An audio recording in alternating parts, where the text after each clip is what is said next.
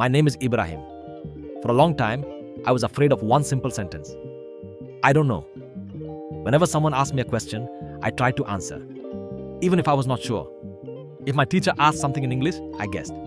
If my friends discussed a topic, I pretended to understand because I believed something. Saying I don't know meant I was weak.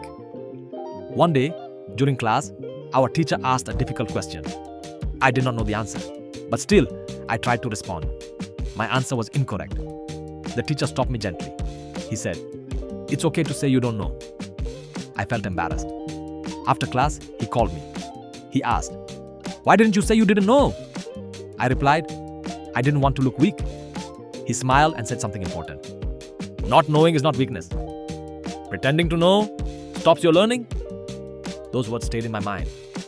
That evening, I thought deeply about my behavior. I realized something simple. If I admit I don't know, I get a chance to learn. But if I pretend, I stay confused. The next day, I tried something new. When my teacher asked a question I did not understand, I said, "I don't know." For a moment, I felt uncomfortable.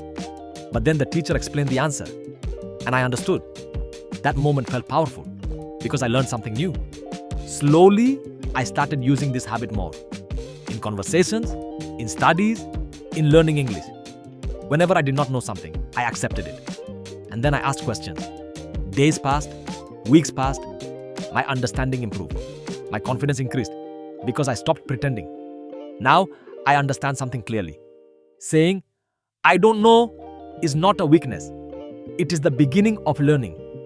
Because when you accept your limits, you open the door to growth. Final thought.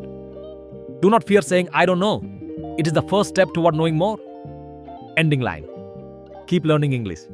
Keep asking questions. And always remember, admitting you don't know is the start of real learning.